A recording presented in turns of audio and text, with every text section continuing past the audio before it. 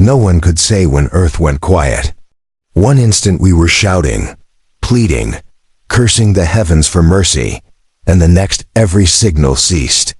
The great alien powers dismissed it as nothing, a candle snuffed out in endless night. To them, Earth was insignificant, a forgotten world barely worth charting. We posed no danger, held no value in the vast councils of the stars. In their records, we were little more than evolution's mistake. What they never understood was that silence was not defeat. Silence was a tactic. It had begun decades before. When the first warships of the Andari Syndicate tore into Earth's skies, they expected a broken species too fragile to resist. They struck without mercy, leveled cities into ash, chained millions, and drained our seas for their minerals. The remnants were corralled into camps or left to wither in the rubble. To the invaders, that was the final chapter. But humanity carries a defect they don't shatter cleanly. Buried under mountains, beneath oceans, inside collapsed metros and forsaken bunkers, we endured. From wreckage left by the Andari we learned. We cracked open their machines, deciphered their tongue, grasped their weapons. We replicated what we could, reinvented what we could not, weaving it all into something new, something dreadful. The galaxy forgot we existed. The Andari Armada drifted toward richer conquests. Only scraps of their fleet lingered above us. A token guard. The garrison existed only to appease politics, nothing more. Their pride blinded them. That blindness gave us time. It gave us resolve. When the first Dreadnought tore loose from beneath the Greenland ice, it issued no warning, no triumphant speech, no proclamation of freedom. It emerged like a leviathan, silent and immense, armored in alien alloy welded to human defiance. The garrison never noticed until it was already doomed. When the Dreadnought's cannons roared, they unleashed a fury the galaxy had not heard in ages. Raw, unrestrained wrath. Orbital platforms shattered under storms of kinetic slugs and plasma fire. Elegant Andari engineering buckled like paper before the monster's assault. Their frantic cries for aid were blocked, drowned, erased with ease. Humanity was no longer surviving. We were striking back. I stood on the ruined streets of New Boston, watching fire and wreckage fall from the heavens. Crowds roared, fists raised, tears streaking through ash and dirt. It wasn't just revenge. It was something older, deeper, a surge of hope we had buried for generations. The first Dreadnought was named Vengeance. Not by generals we had none left, but by a mechanic who welded its final plate, a name scrawled in blood-red paint across its armor. And it wasn't alone. Within weeks, 2 more rose from the depths of the Amazon, pieced together by tribes once thought vanished. Another clawed its way free from the shattered husk of old Shanghai. These Dreadnoughts were not sleek, not perfect. They weren't elegant, they weren't graceful. They were monstrous, savage, and they were ours. When the Andari finally realized what was rising against them, panic set in. They screamed for aid, broadcasting distress across the stars. Reinforcements were summoned, but by the time fleets began to gather, Earth was already bristling with steel and fury. They thought we were beaten. They thought silence meant surrender. They were wrong. Our silence had only been the breath before. The roar. Word spread through the galaxy like wildfire. Earth had risen. No one wanted to believe it. How could a shattered, conquered world, a primitive race, fight back? The vaunted Council of 9 dismissed the reports as petty uprisings. Some governors even mocked the idea. They called us vermin. They stopped laughing when Vengeance and her sisters, Defiance, Wrath, and Ashbourne, tore through the Andari fleet. Like glass under a hammer, they came expecting cleanup. Cruisers in neat lines, carriers like drifting cities, even dreadnoughts forged by centuries of alien mastery. They thought numbers and technology would win. But humans never fight fair. We fight like cornered beasts with nothing left to lose. The battle above Earth was no noble duel, no choreographed clash the Andari admired. It was carnage. It was chaos. We unleashed every weapon we could twist into service. Hacked missiles, railguns flinging skyscraper steel, unstable plasma torpedoes that sometimes detonated in their own bays. It didn't matter. The Dreadnoughts were built to endure punishment no sane engineer would dream of. Defiance took a full salvo to her prow and kept driving forward, engines bleeding plasma, her guns still roaring.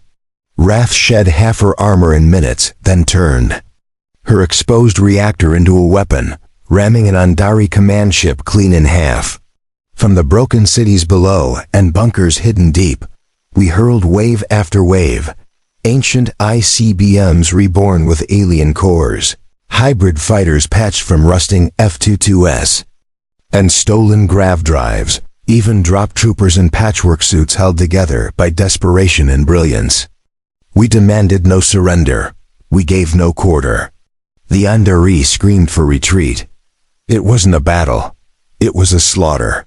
And when it ended, when the last Andari carrier shattered in Earth's skies, its wreckage blazing across the Pacific, survivors of humanity stood scarred and bloodied in the ruins, but victorious.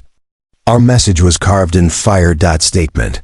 Earth was not a slave world, not a forgotten colony, not a footnote. We were the storm, but we knew the galaxy wouldn't just sit back and let it go. The Council of Nine wasn't just going to pretend this didn't happen. Earth was a stain on their perfect little empire now, a slap in the face to their authority. And worse, if we could rise up, others might too. We gave the galaxy an idea it could never kill. So we didn't wait for them to come. Wealthy debated and plotted and sent scouts to probe the edges of our system. Humanity was already building more ships, faster, deadlier, crazier than anything the Council had ever seen. We stripped every Andari wreck down to its bones. We plundered their data banks, reverse-engineered their secrets, rewired their technology into brutal new weapons they could barely recognize. New dreadnoughts rose. Not the clunky, desperate monsters we had built at first, but true terrors, sleek and lethal. Designed by human engineers, Wano understood exactly how to break alien tech better than the alien Stemsovs. We gave them names that echoed across the stars. Fury, Revenant, Oblivion. And behind every ship, every missile, every blade of steel, there was a voice whispering this same message. We remember every atrocity, every city turned to ash, every child dragged away in chains, every scream ignored by a galaxy that had decided Earth wasn't worth saving. We remembered, and we were coming. Dreadnoughts weren't just a fence anymore. They were our answer. They were our revenge. The Council's first real sign of fear came when the colony world of Trevor fell. Trevor wasn't just any world. It was a jewel of the Andari Syndicate, a glittering metropolis set against endless fields of engineered crops and oceans so clear you could see the reefs from orbit. It had never known war. It had barely even known violence. It was a prize, a symbol of the Council's dominance and civility, a perfect world made by enlightened hands. We shattered it in a single night. The fleet that descended on Trevor wasn't large. Barely a dozen dreadnoughts escorted by a ragtag swarm of repurposed Andari corvettes and frigates crewed by furious humans. We didn't bring diplomats. We didn't bring ultimatums. We brought fire. The first warning the Trirans got was when Oblivion broke their orbital defense ring in half with a single volley. Massive shards of twisted metal rained from the sky, igniting the crops and setting the oceans boiling in places. Their governor tried to open negotiations, offered tribute, offered surrender. We ignored him. Our ground forces deployed like a hammer blow. Dropships that looked like burning meteors punched into their polished cities, unloading soldiers in armored exosuits patched together from decades-old Terran tech and alien shielding. We didn't bother with holding territory. We weren't there to conquer. We were there to send a message. Factories were gutted. Starports turned into smoking craters. Their food reserves, the pride of their terraforming, were salted with chemical fire. Broadcast towers were hacked to loop one simple message over and over in every language of Defenseless.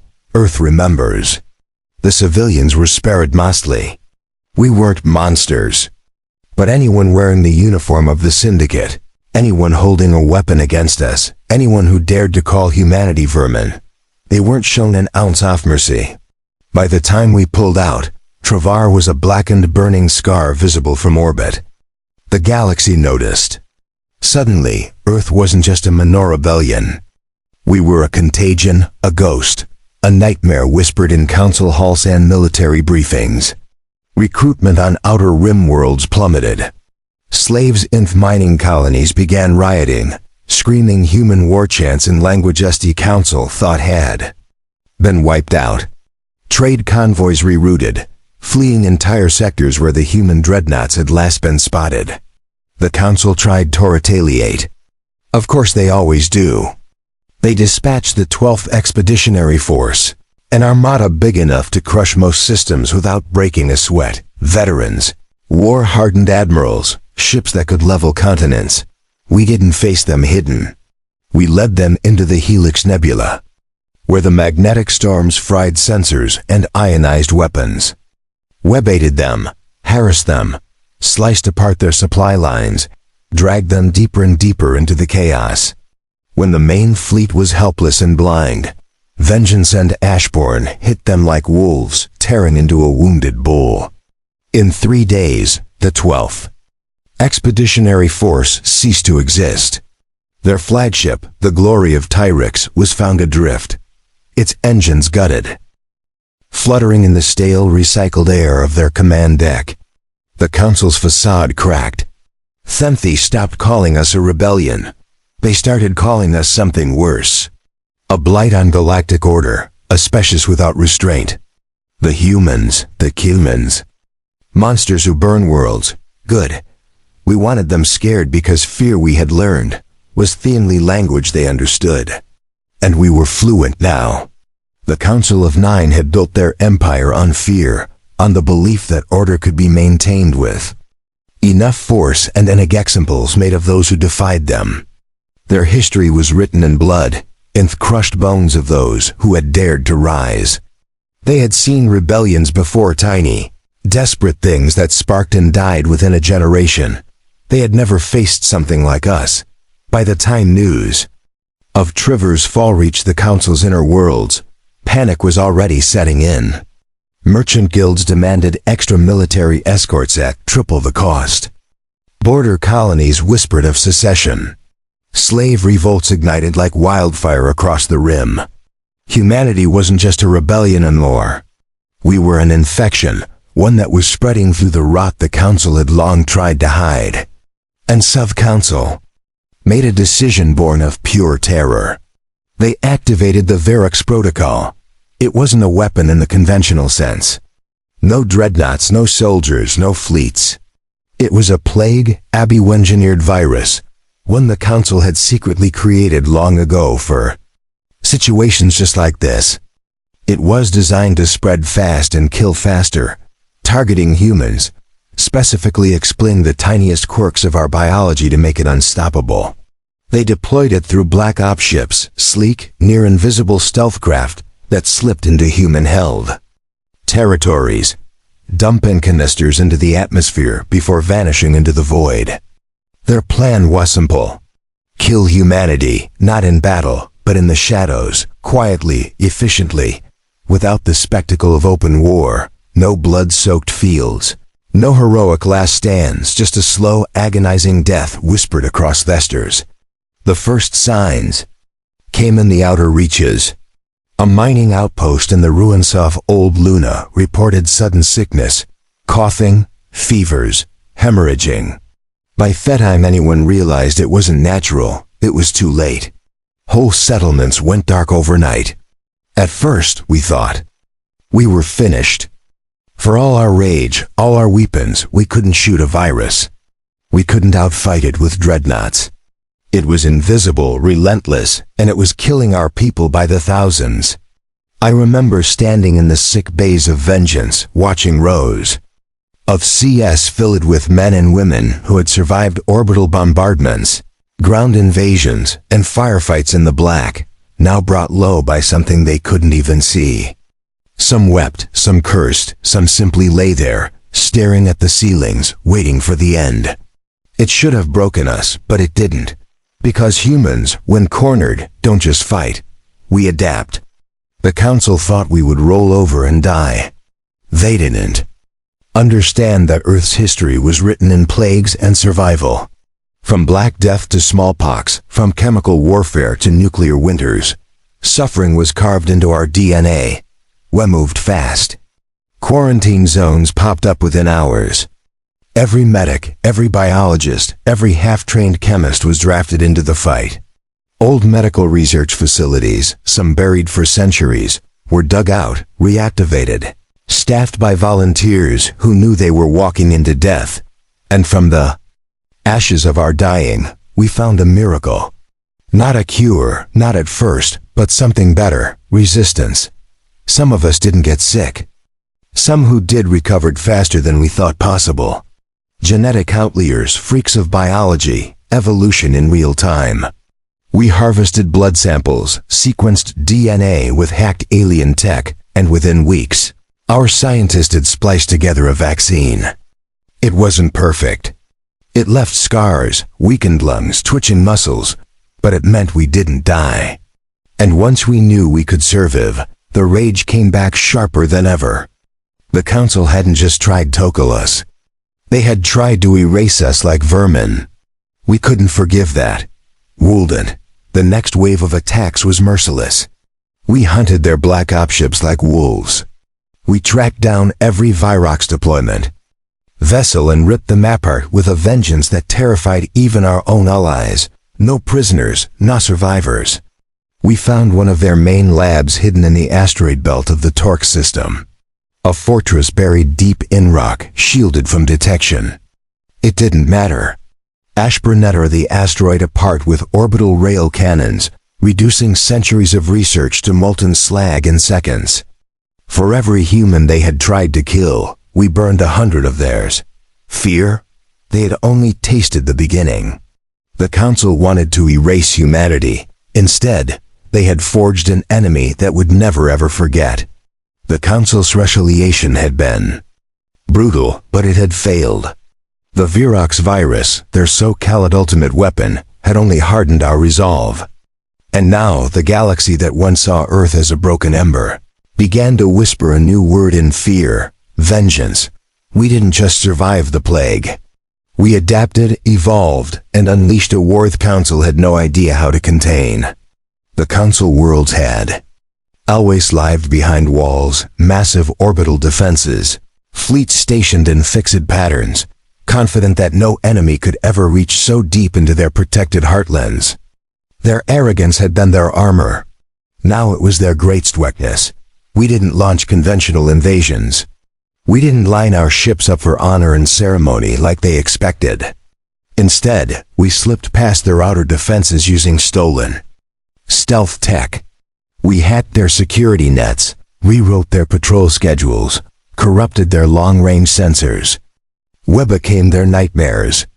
The first world to fall was Vishara Prime, a Council-bred basket planet. It wasn't a massive battle. No heroic last stand or Fury Fleet clash. No, it was death by 1,000 cuts. Small commando teams dropped from cloaked frigates, infiltrated the cities at night. Power grids were sabotaged. Food supplies poisoned. Communications blacked out. When we finally revealed ourselves, it wasn't with guns blazing. It was with an ultimatum. Withdraw from all human-occupied systems, or watch your worlds burn one by one. They didn't listen, so set Vishara Prime ablaze. Dreadnoughts descended from orbit, hammering theplanetary shields until they cracked like eggshells. Once the barriers failed, we launched kinetic strikes. Rods of tungsten accelerated to near relativistic speeds. They hit with the force of small nuclear weapons, obliterating Council garrisons and capital cities alike. We weren't just fighting for survival anymore. We were making sure no one ever forgot Earth again. Word spread faster than our ship scowled. Move, world surrendered before we even arrived. Council governors abandoned their posts, fleeing in luxury cruisers while their citizens rioted and begged for protection. Some tried to form militias, but they had no training, no unity. They had been too comfortable for too long. And we had been forged in fire. Meanwhile, the council itself began to fracture. The weaker species, the ones who had only gone along with the council's rule out of fear, started questioning everything. Why die for an empire that couldn't even protect its own heartlands? Why obey leaders who couldn't stop a single primitive species from carving a path of fire across their worlds? Rebellions broke out in the Dreadnoughts. Slave uprisings toppled colonial governors across the Gent Rim. Even some council fleets mutinied, their crews refusing to fight a war they knew was lost. The council leaders, bloated, terrified aristocrats, huddled in their fortified palaces, sending increasingly desperate calls for aid, for unity, for something that could stop the human tide. No one answered because deep down they knew there was no saving them. We were not diplomats. We were not liberators. We were not conquerors seeking thrones or tribute.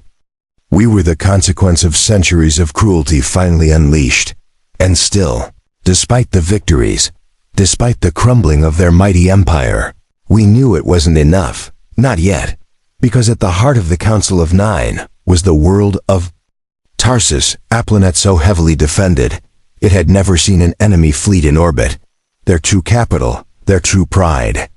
If we wanted to end the council once and for all, we had to take Tarsus. We had to show the galaxy that there would be no more mercy. The fleet gathered.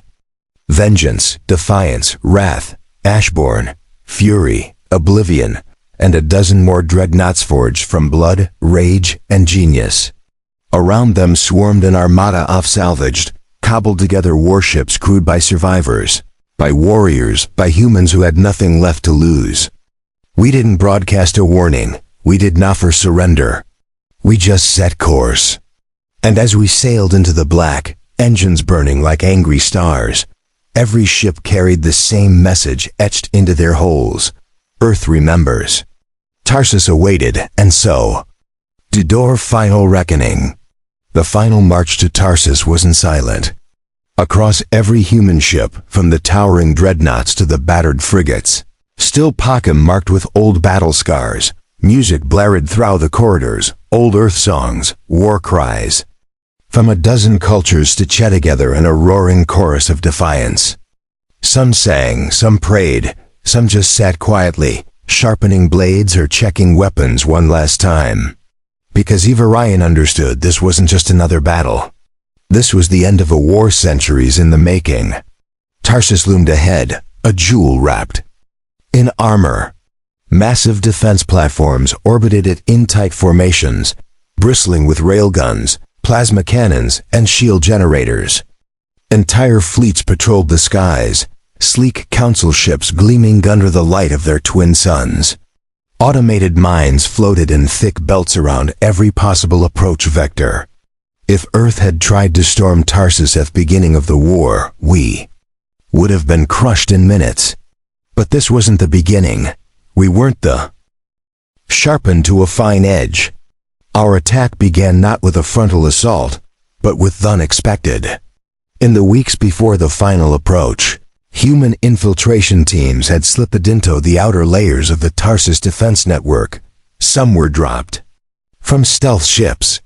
Others disguised themselves as council maintenance crews or slavers. Slowly, methodically, they infected the council's pristine systems with viruses of our own making. Not biological this time, but digital ones. And when we arrived, when the first human dreadnoughts breached sensor range, the virus activated. Chaos erupted. Defense platforms turned their guns inward, misreading council ships as enemies. Shield grids flickered and collapsed. Patrol formations broke apart in confusion. Communications jammed under an avalanche of false signals. Half the Tarsus fleet didn't even realize they were under attack, until plasma beams began shearing through their hulls. Oblivion led the first wave, her prow cutting through the wreckage like a blade. Kinetic slugs the size of buses slammed into crippled ships, turning them into spinning molten wrecks. Boarding pods launched in thick volleys, slamming into station hulls and disgorging squads of armored human marines. Brutal, relentless, and armed with weapons designed for close-quarter slaughter, Tarsus fought back. Of course, the council admirals weren't fools. Even crippled, their fleets were monstrous. And for every ship we destroyed, we lost 2 or 3 of our own. Some dreadnoughts went down in flames, surrounded and overwhelmed. I watched Ashbourne, the dreadnought that had torn through the 12th Expeditionary Force, take a direct hit to her reactor and explode in a shockwave so bright it blinded half our fleet sensors. We didn't slow down. We couldn't. The Council's flagship, the Pride of Tarsus, tried to rally a defense near the equator, where the shield network had been patched together at the last minute. It was a beautiful ship, elegant, curved, plated in layers of silver and gold, a testament to everything the Council thought they were. Vengeance met it head-on. There were no speeches, no negotiations, just 2 titanic war machines tearing into each other with a ferocity that made the stars seemed to tremble.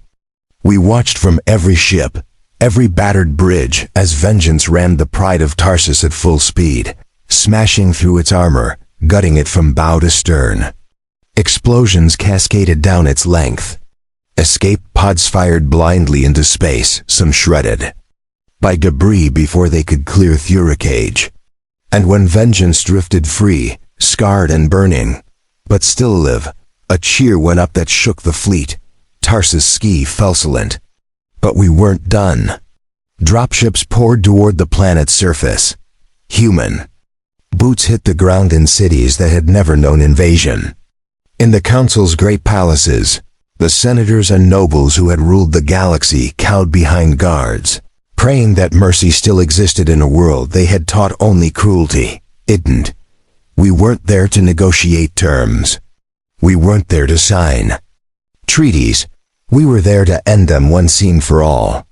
The ground beneath Tarsus had never known the tread of enemy boots.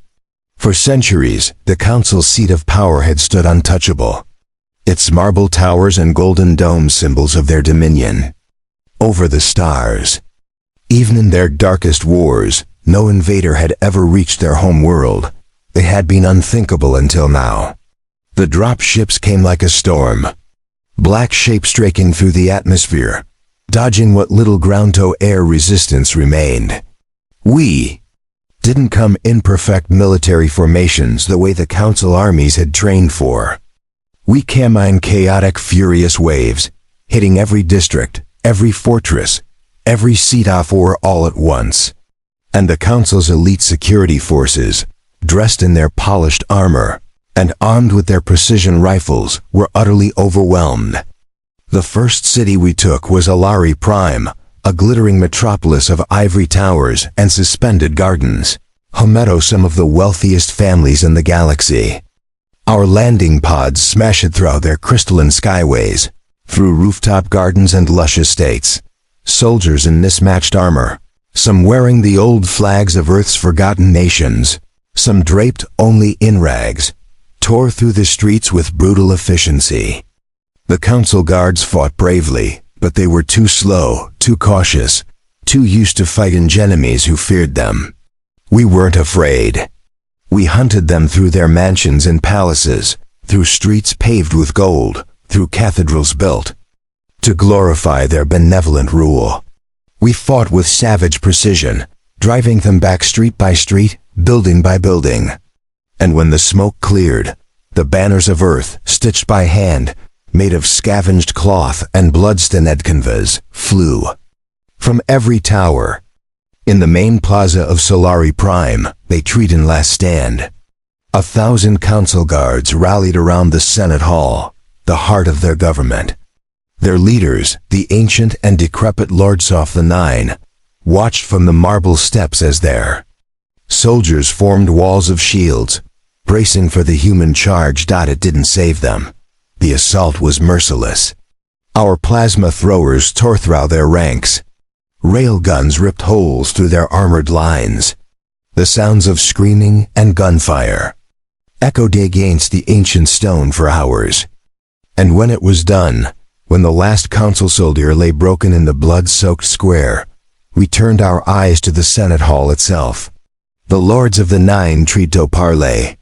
They sent out envoys under white flags, desperate and trembling, offering promises of peace, reparations, autonomy. They begged us to negotiate, to be reasonable, to show the mercy that defines civilized peoples. But we hadn't come for mercy. We had come for justice. And justice for Earth had no place for treaties. The lords were dragged from their thrones, stripped of their robes, and paraded before the survivors of humanity. Soldiers whose homes had been burned, whose families had been stolen, whose memories were etched with the scars of council cruelty. No speeches were made, no verdicts announced. One by one, they were executed in the plaza where they had once decreed our suffering. The galaxy watched it unfold. We made sure of that. Every surviving council communication line, every broadcasting network, every long-range relay was hacked. Billions across 1,000 worlds watched as the so-called gods of the galaxy were brought low by the species they had tried to erase. The message was clear. Earth remembers. After the executions, we didn't stay long. We weren't conquerors seeking to sit on the same thrones that Consil had defiled. We weren't there to rule Tarsus. We had no interest in building a new empire on the bones of the old one. We came to burn the road away. And once the rot was gone, we left the ashes to the stars. As we withdrew, fires raged across the council cities. Statues toppled. Vaults were opened. Vaults filled with the treasures of 1,000 enslaved worlds. Some we took back. Some we destroyed. Some we left for others to reclaim. Because we knew the galaxy had changed forever. Tarsus was the final blow, but it wasn't just about revenge. It was about memory. Humanity would never be forgotten again, though no longer the footnotes of galactic history. No longer the silent, broken species shivering in the shadows. We had carved our place in blood and steel, and no one would dare erase us now. Consil was dead, its empire shattered, and humanity, battered and scarred, stood alone beneath alien stars, free at last. In the weeks following the fall of Tarsus, the galaxy held its breath. The mighty Council of Nine, the rulers of 1,000 systems, the arbiters of law, the architects of centuries of oppression, was no more. Their palaces lay in ruins. Their fleets, once the pride of the stars, drifted as shattered wreckage. Their banners, once feared across the galaxies, were trampled underfoot and forgotten. And at the heart of it all stood humanity, bloodied, battered, and unbowed. We didn't immediately claim new territory. We didn't rush to carve out a new empire from the remains of the old. That wasn't why we had fought. We hadn't bled across 100 worlds just to become another council, another tyranny in different colors. We had fought for freedom. But we understood even in our victory that freedom was a fragile thing. The surviving council species, the ones that hadn't fought us, the ones who had either surrendered or sat the war out, approached cautiously. Emissaries, traitors, with diplomats flooded into human-occupied space, offering treaties, alliances, apologies. Some were genuine, most were terrified. They all wanted the same thing, reassurance. They wanted humanity to tell them that the storm was over, that the monsters who had shattered the Council of Nine were content now. That would not turn our wrath on them next. We gave them no such assurances. Instead, we did something far more terrifying. We told the truth. In a message broadcast across every known channel, on every frequency, and in every language, humanity spoke with own voice. It wasn't a speech filled with flowery promises or political closeness. It was simple, honest, brutal. We are not conquerors, we are not rulers. We are not interested in rebuilding the galaxy you once knew. But we remember. We remember the chains, the whips, the camps, the silent screams beneath alien suns. And we remember who helped and vouched. If you raise a new council, a new empire built on cruelty, on slavery, on the broken backs of the weak, we will return. We will burn it all again. This is our only warning. The message ended not with a declaration of leadership or a pledge of peace, but with a montage of the fallen council worlds, images of burning palaces, shattered fleets, statues crumbling into dust. It was a reminder, a promise written in the language of fire. The galaxy listened, and for the first time in generations, it understood humility. Across the former council territories, the